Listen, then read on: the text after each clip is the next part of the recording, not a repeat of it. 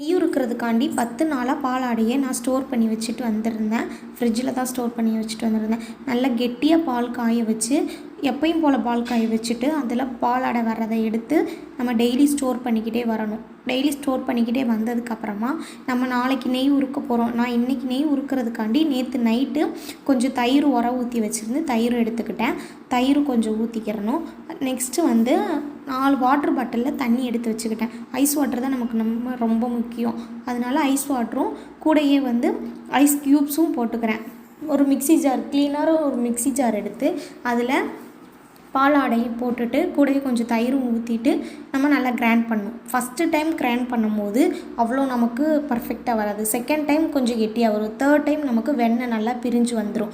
4 water பாட்டிலில் தண்ணி எடுத்து வச்சுருந்தோம்ல ஐஸ் வாட்டர், அதை ஒரு 4 பவுலில் தனித்தனியாக ஊற்றி வச்சுட்டு அந்த பவுலில் இருக்கிறத நம்ம அந்த வெண்ணெயை எடுத்து நல்லா உருட்டினோம் அப்படின்னா வெண்ணெய் தனியாக வந்துடும். அதை எடுத்து 4 டைம் நல்லா தண்ணியில் போட்டு அலசணும். ஒரு டைம் பார்த்திங்கன்னா ஃபஸ்ட்டு டைம் ஊற்றும் போது பார்த்திங்கன்னா அந்த பாலில் இருக்க அதே ஒயிட் கலர்லவே தான் இருக்கும். அடுத்தடுத்து பார்த்தோம்னா கலர் கொஞ்சம் கொஞ்சமாக டிஃப்ரென்ஸ் ஆகும்.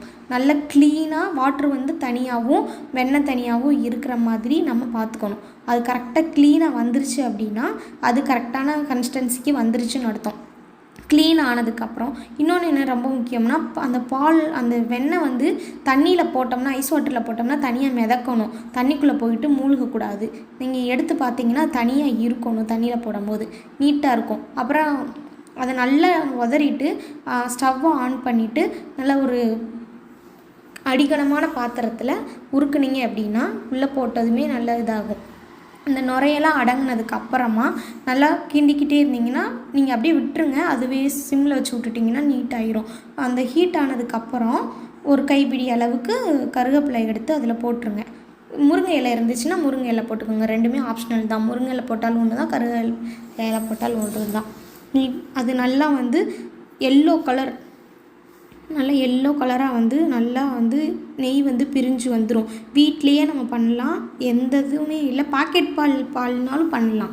நான் ஒரு டைம் பாக்கெட் பால் நெய்லேயுமே பண்ணி காட்டுறேன். நெய் அப்புறம் பவுல் எனக்கு நெய் தீர்ந்துட்டனால என்னோடய நெய் பலூன்